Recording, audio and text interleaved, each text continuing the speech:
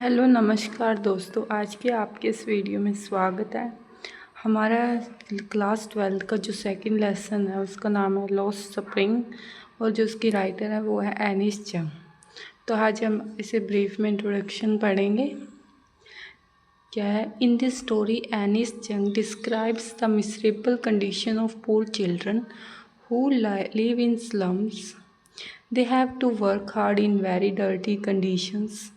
They are never sent to school because their parents are too poor to pay off their education.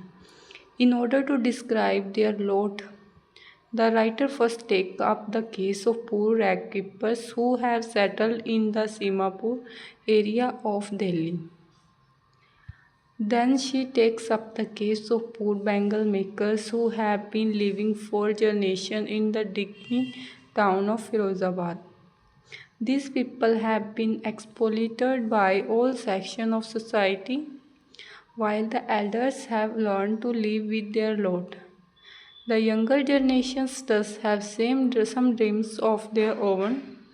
They want to get out of their family tradition and live a better life. तो इसमें जो लेखिका है हमारी वो क्या कह रही है कि इस कहानी में जो एनिस जंग है वो क्या कह रही है, वो गरीब बच्चों की दयनीय दशा का वर्णन कर रही है। ठीक है, जो गंदी बस्तियों में रहते हैं और उन्हें बहुत गंदी परिस्थितियों में कठिन परिश्रम करना पड़ता है।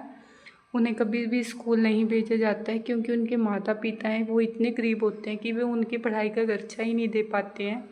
उनकी स्थिति का वर्णन करने के लिए लेखिका पहले 2 उदाहरण देती है हमें उनकी स्थिति का वर्णन करने। पहला उदाहरण देती है हमें कूड़ा बीनने वालों का, ठीक है, जो सीमापुरी इलाके में बसे हुए हैं। सेकंड उदाहरण हमें देती है गरीब चूड़ियाँ बनाने वालों का, जो अनेकों पीढ़ियों से फिरोज़ाबाद के गंदे नगर में रहते आ रहे हैं। समाज के सभी वर्गों के द्वारा इन लोगों का शोषण किया जाता है। समाज के जितने भी वर्ग हैं सभी द्वारा इन गरीब जो चूड़ियाँ बनाने वालों का और कूड़ा बीनने वालों का क्या किया जाता है, शोषण किया जाता है। जबकि बुज़ुर्ग लोगों ने अपने भाग्य के साथ जीवन बीतना सीख लिया है। क्या किया है? जबकि जो बुज़ुर्ग लोग हैं उन्होंने अपने भाग्य के साथ जीवन बिताना सीख लिया है। युवा पीढ़ी के लोगों के कुछ अपने ही स्वप्न हैं। वे अपनी पारिवारिक परंपराओं से बाहर निकल आना और एक बेहतर जीवन जीना चाहते हैं। तो ठीक है, इसमें लेखिका ने क्या किया है, जो बहुत ही गरीब बच्चे हैं जो गंदी बस्तियों में रहते हैं उनकी जो कठिन परिश्रम का वर्णन किया है। और वो उन्हें कभी भी स्कूल नहीं भेजा जाता क्योंकि उनके जो पेरेंट्स हैं वो उनकी पे नहीं कर पाते स्कूल फीस, तो इसीलिए उन्हें स्कूल नहीं भेजा जाता। और उनकी जो इतनी खराब स्थिति है, उनकी दयनीय स्थिति है बच्चों की, उनका वर्णन करने के लिए लेखिका ने हमें 2 उदाहरण दिए हैं।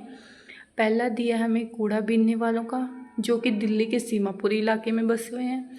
सेकंड उदाहरण दिया हमें गरीब चूड़ियाँ बनाने वालों का जो कि अनेकों पीढ़ियों से फिरोज़ाबाद के गंदे नगर में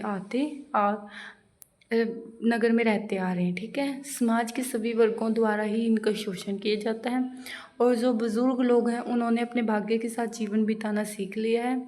और जो यंग पीढ़ी है हमारी, उनके अपने अलग ही स्वप्न होते हैं, उनके अपने अलग ही स्वप्न हैं जो अपनी पारिवारिक परंपराओं से बाहर निकलकर और एक बेहतरीन जीवन जीना चाहते हैं। ठीक है, थैंक यू दोस्त for watching my video. Please follow and subscribe my channel.